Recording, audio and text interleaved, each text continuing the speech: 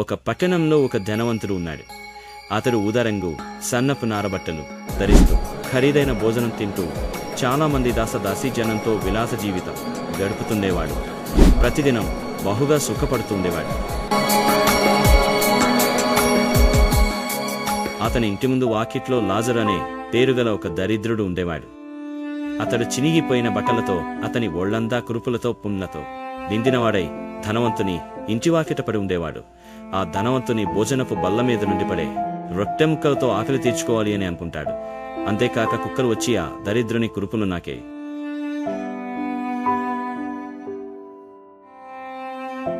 అతను ఈ లోకంలో ఆకలితో, పేదరికంతో, వ్యాధులతో ఎంతో బాధపడ్డాడు.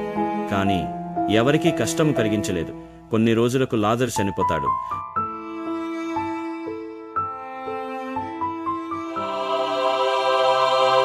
అతడు దేవదూత చేత కొనిపోబడి అబ్రాహాము ప్రక్కన ఉంచబడ్డాడు.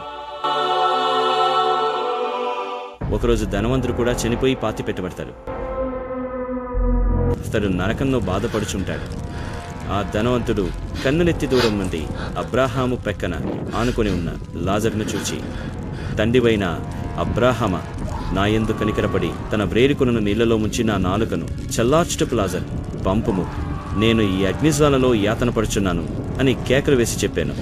అప్పుడు అబ్రాహాము, కుమారుడా, నీవు నీ జీవితకాలమందు నీకిష్టమొచ్చినట్టు సుఖము అనుభవించావు. అలాగే లాజరు తన జీవితకాలమందు కష్టము అనుభవించినని జ్ఞాపకం చేసుకో. ఇప్పుడు అతడు ఇక్కడ నెమ్మది పొందుతున్నాడు, నీవు యాతన పడుతున్నావు.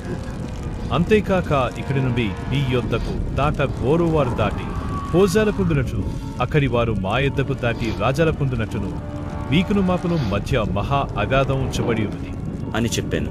అప్పుడు ఆ ధనవంతుడు, తండ్రి, అలాగైతే నాకు 5 సహోదరులు ఉన్నారు. వారు ఈ వేదనకరమైన స్థలమునకు రాకుండా వారికి సాక్ష్యమిచ్చుటకే నా తండ్రి ఇంటికి ఆ లాజరుని పంపవలనని నిన్ను వేడుకొనుచున్నాను నేను. అందుకు అబ్రాహాము వారి యొద్ద మోషేయు ప్రవక్తలను ఉన్నారు, వారి మాటలు వినవలెనని అతనితో చెప్పగా, అతడు, తండ్రివైన అబ్రాహామా, అలాగూ నవ్వుతూ, మృతులలో నుండి ఒకడు వారి యొద్దకు వెళ్ళిన ఎడల వారు మారుమనస్సు పొందుదురని చెప్పాను. అందుకతడు మోషేయు ప్రవక్తలను చెప్పిన మాటలు వారు వినని ఎడల మృతులలో నుండి ఒకడు లేచినను వారు నమ్మరని అతనితో చెప్పాను నేను. ఇది కథ కాదు, ఆ కాలంలో జరిగిన ఒక యథార్థ గాథ. ఇది మనకు ఒక పాఠం నేర్పుతుంది. ధనవంతుడు సుఖభోగాలు అనుభవించాడు, కానీ తన ముందు ఉన్న లాజరు పట్ల దయచూపలేదు. తనకు అవకాశం ఉన్నా ఎటువంటి సహాయం చేయలేదు. చివరకు ఆ ధనవంతుడు వారిని అగ్నిలో కాలుతున్నాడు. మన పొరుగు వారికి ప్రేమించమని, యథార్థంగా ఉండమని, మరియు అవసరంలో ఉన్న వారిని ఆదుకోవాలని దేవుడు చెప్తున్నాడు. చనిపోతే మనకు ఏ అవకాశం లేదు. దేవుని వాక్యం విని దాని ప్రకారం జీవించే అవకాశం ఇప్పుడు మీకుంది. మనం ఇప్పుడు దయగలిగి మన దగ్గర ఉన్న వాటిని అవసరమైన వారికి పంచాలి.